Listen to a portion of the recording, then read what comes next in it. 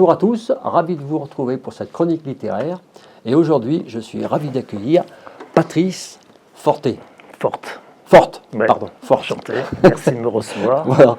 Est-ce que tu peux te présenter, Patrice? Je m'appelle Patrice, j'ai 65 ans, je suis de Montbrison et je fais du théâtre dans la troupe La Traverse à Bar. Et puis je participe au collectif Rock en Forez de Montbrison qui ont fait des concerts pour des causes humanitaires, surtout pour le Téléthon. D'accord. Je fais une petite participation parce que je ne suis pas musicien. La raison pour laquelle tu t'es lancé dans l'écriture, puisque j'ai cru comprendre que c'était ton deuxième roman. Donc, Ouais. En fait, j'ai commencé à écrire, j'avais 14 ans. J'ai commencé à écrire des textes de chansons que j'écris toujours d'ailleurs pour des groupes de rock.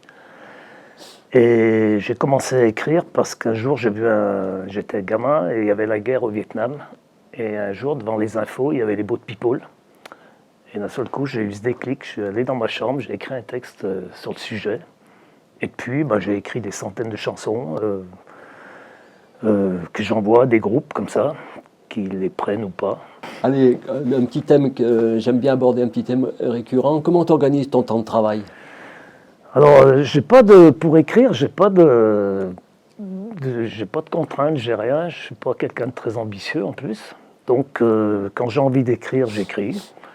Mais c'est pas un truc régulier.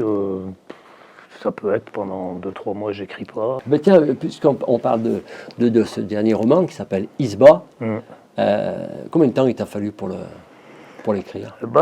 Disons que quand j'écris, je vais super vite. D'accord. En quelques nuits, j'arrive à écrire le truc. Une fois que j'ai bien les personnages, que je les vois bien dans ma tête, que je les entends parler, que je vois les situations, les lieux, j'ai l'impression de faire juste retranscrire en fait ce que je vois. Tout est là. Ouais. Et comme je disais, je suis pas très ambitieux. Des fois, ça reste 2 ans dans un placard. Alors après, je mets du temps, par contre, pour relire, pour qu'il y ait de la cohérence, trouver des mots, les verbes qui... c'est jamais terminé, en fait. Isba, Alors, c'est tu un nous prénom. en parles? Ouais. C'est un prénom? Isba, c'est un prénom. En fait, ça raconte l'exil de 2 jeunes filles moldaves. Il y en a une qui fuit parce que c'était après la chute du mur de Berlin et donc il y avait l'indépendance de la Moldavie et en fait c'est une jeune fille qui avait envie de liberté et dans son pays c'était très difficile parce que c'est un pays pauvre et qui avance peu et donc elle décide de partir avec son amie qui s'appelle Ina qui elle subit de la violence conjugale, familiale je veux dire. Et donc, elle entraîne la copine et puis la mère de la copine et elles partent avec des passeurs pour venir en Europe de l'Ouest. Et c'est tout un parcours que je raconte qui est très difficile. D'accord. Ouais. Et l'inspiration de cette histoire, elle t'est venue, je pense, en regardant un film? Non. Moi, je suis bénévole depuis plus de 10 ans à l'Auberge des Migrants à Calais. Et je suis également correspondant et visiteur prison. D'accord. Et donc, c'est 2 mondes qui sont pas bien vus en ce moment en France. Quand on parle des prisons, les gens se représentent l'hôtel.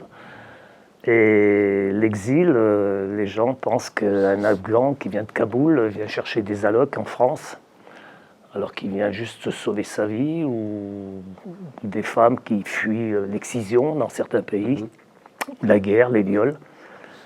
Et moi, c'est surtout ce que j'essaie de retranscrire. J'aimerais faire comprendre aux gens qui ne comprennent pas la migration, tout ça, c'est pourquoi les gens migrent et le parcours d'un migrant. C'est très difficile. Moi, à Calais, j'ai des dizaines de témoignages, des centaines de femmes, d'hommes violés, d'hommes torturés, violés, parfois aussi. C'est vraiment des vies brisées, c'est terrible. Et ça m'a toujours bouleversé, ces 2 mondes. Et j'essaie justement, en écrivant, j'ai joint en fait, parce que là, ça parle de la prison également. Je voulais écrire sur ce monde carcéral. Et après, comme j'ai beaucoup de témoignages et d'expériences dans le monde de la migration, j'ai joint les deux en fait. Ça parle de migration, d'enfermement. Tu as une idée pour un prochain roman? Il est commencé peut-être? J'ai commencé un petit peu il y a quelques semaines, mais bon, c'est pas terminé. Ça parle en fait d'une famille juive durant la guerre à Varsovie, le ghetto de Varsovie, tout ça, l'éclatement des familles, les rafles.